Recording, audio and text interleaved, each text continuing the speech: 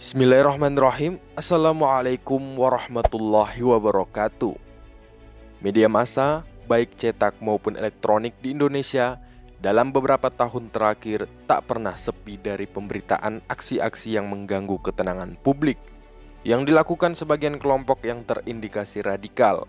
Ini menambah panjang catatan cara-cara radikal sebagian kelompok yang mengaku sedang mendakwahkan Islam dan mengkaburkan metode dakwah Islam yang mengedepankan tujuan penyampaian ajaran Islam secara halus dan bertahap.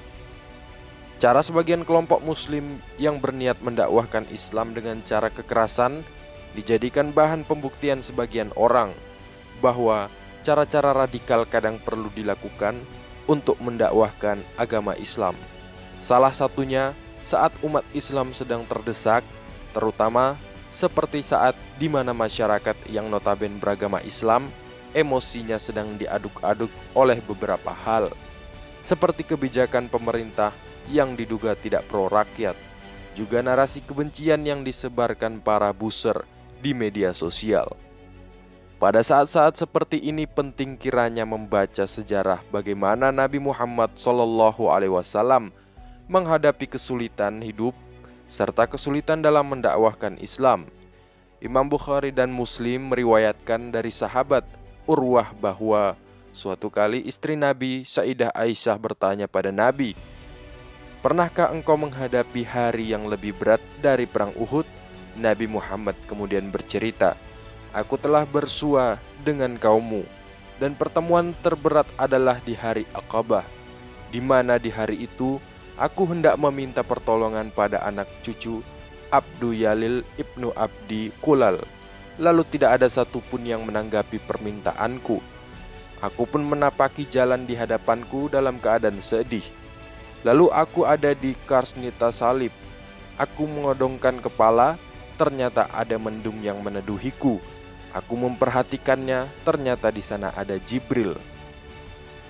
Jibril kemudian berkata kepadaku, 'Sesungguhnya Allah telah mendengar jawaban kaummu padamu dan penolakan mereka atasmu.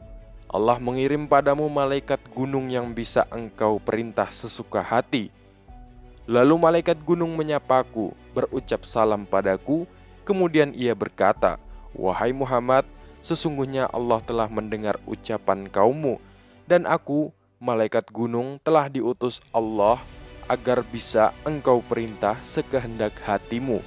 Kalau engkau mau, aku timpakan 2 gunung Mekah pada mereka.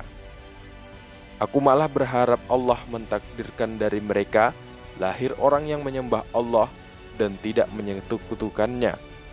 Balas Nabi Muhammad. Hadis riwayat Bukhari Muslim. Kejadian ini berdasar penuturan Ibnu Hajar, pensyarah kitab Sahih Bukhari, terjadi di bulan Syawal tahun ke-12 semenjak terutusnya Nabi, dan itu adalah pada saat Nabi dirundung duka sebab meninggalnya paman serta istri beliau, yaitu Abu Thalib dan Siti Khadijah. Dan Nabi menuju ke Taif, ke tempat Bani Taskif, kaum yang diceritakan dalam hadis tersebut, demi meminta perlindungan serta pertolongan dari tekanan kaum Quraisy Mekah, tapi Nabi justru memperoleh penolakan. Ada beberapa hal penting dalam membandingkan antara dakwah para gerakan radikal dengan Nabi Muhammad. Yang pertama, keduanya sama-sama dihadapkan pada pemilik kekuasaan.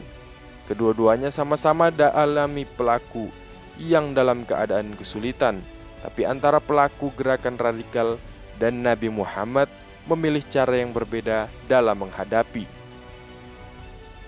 Kedua, Nabi Muhammad tentu berposisi sebagai yang lebih mudah dalam bertindak keras, andai beliau mau, sebab beliau adalah Nabi yang saat itu sudah difasilitasi oleh Allah dengan malaikat yang kapan saja siap menimpakan gunung. Tidak sekedar menabrakkan pesawat, Nabi Muhammad tidak perlu berusaha keras serta merepotkan seperti mempelajari cara-cara mencari waktu yang tepat untuk melakukan gerakan radikal. Ketiga, berbeda dalam cara bersikap. Kemudahan Nabi dalam bertindak dengan keras ternyata tidak dilakukan olehnya. Beliau memilih pergi, dan mungkin oleh sebagian orang akan disebut bersikap putus asa serta pengecut dalam mengibarkan bendera dakwah. Yang keempat, yang cukup penting dari dakwah Nabi Muhammad adalah kebijaksanaan Nabi sendiri, bahwa meski suatu kaum enggan masuk Islam dan malah memusuhi Islam, bukan berarti keturunan mereka akan sama seperti mereka. Hal ini terbukti dengan keberadaan para sahabat yang gigih membela Nabi. Padahal, notabene mereka adalah keturunan orang-orang yang paling memusuhi Nabi. Hal ini seperti Ikrimah bin Abu Jahal dan Khalid bin Walid. Keduanya merupakan keturunan orang yang paling memusuhi Nabi, yaitu Abu Jahal dan Walid ibnu Mughirah. Ibnu Hajar berkomentar, hadis di atas menunjukkan sikap balas kasih, kesabaran, serta kebijaksanaan Nabi Muhammad pada kaumnya. Hal ini sesuai dengan firman Allah salah satunya dalam surah Al-Anbiya, dan tidak aku utus kamu kecuali sebagai rahmat bagi seluruh alam. Quran surah Al-Anbiya ayat 107. Lalu, mana yang kita pilih? Cara berdakwah pelaku gerakan radikal atau Nabi Muhammad SAW?